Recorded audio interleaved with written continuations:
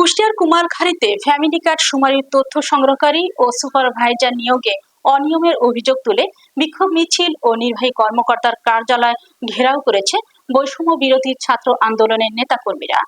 বিস্তারিত থাকছে শাহিন হোসেনের প্রতিবেদনে। পতিত স্বৈরাচার বিরোধী নাগরিক সমাজের ব্যানারে পৌর বাস স্ট্যান্ড সংলগ্ন এলাকা থেকে একটি বিক্ষোভ মিছিল বের হয়ে উপজেলা পরিদর্শন করে নির্বাহী কর্মকর্তা কার্যালয়ের সামনে গিয়ে শেষ হয়। এ সময় আন্দোলনকারীরা উপজেলা নির্বাহী কর্মকর্তা ফারজানা আক্তারের বিরুদ্ধে নানা স্লোগান দেন এবং তাকে পদত্যাগের দাবি জানান। আন্দোলনকারীরা অভিযোগ করে বলেন, ফ্যামিলি কার্ড শুমারির তথ্য সংগ্রহকারী ও সুপারভাইজার হিসেবে আওয়ামী লীগের রাজনীতির সঙ্গে জড়িতদের নিয়োগ দেওয়া হয়েছে। এ সময় তারা আরো বলেন, নির্বাহী কর্মকর্তা আওয়ামী লীগের দোসরদের পুনর্বাসনের চেষ্টা চালাচ্ছে। দ্রুতই নির্বাহী কর্মকর্তা পদত্যাগের দাবি তুলে আন্দোলন চালিয়ে যান। পরবর্তীতে আন্দোলনকারীরা উপজেলা নির্বাহী কর্মকর্তার ভবনে প্রবেশের চেষ্টা করলে পুলিশ তাদের বাধা দেয়। এ সময় পুলিশের সাথে আন্দোলনকারীদের ধস্তাধস্তির ঘটনা ঘটে। পরে আন্দোলনে নেতৃত্ব দানকারীদের সাথে নির্বাহী কর্মকর্তার কথা হয় এবং নির্বাহী কর্মকর্তা ফারজানা আক্তার আন্দোলনকারীদের অভিযোগের বিষয়ে সঠিক সমাধানের আশ্বাস দেন। কর্মসূচি কোনো নির্দিষ্ট কারণে ছিল না। কর্মসূচি ছিল ইউনোর বিরুদ্ধে দীর্ঘদিন যাবৎ বিভিন্ন অনিয়ম, মানে ইউনোর নাম হয়েছে কুমারখালী পার্সেন্টেজ ইউনো 20%। তো আমরা এই ইউনোকে অনতিবিলম্বে কুমারখালী থেকে অপসারণ চাই এবং এই যে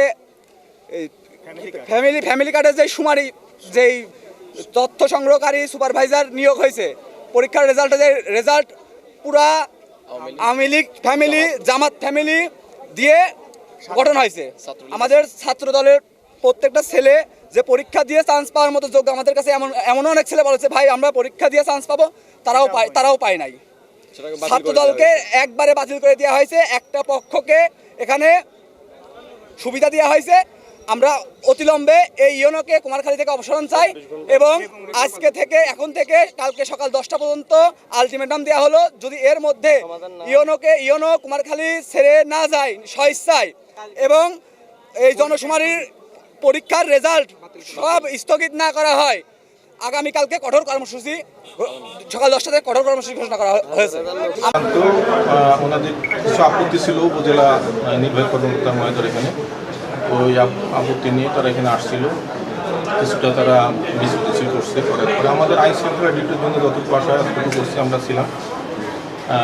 পরিশেষে তারা তাদের বিভিন্ন রকম বক্তব্য প্রদান করছে। সর্বশেষ উপজেলা নির্বাহী কর্মকর্তা মহোদয় তাদের আশ্বাস দিয়েছে যে এর ভিতরে যদি কোনো অনিয়ম বা কোনো ভুল ভ্রান্তি বা কোনো কিছু থাকে, তারা যদি এবার কোনো তালিকা দেয়, তাহলে অনুযায়ী ওনারা একটা আইনগতভাবে বাছাই করে আমরা সিদ্ধান্ত।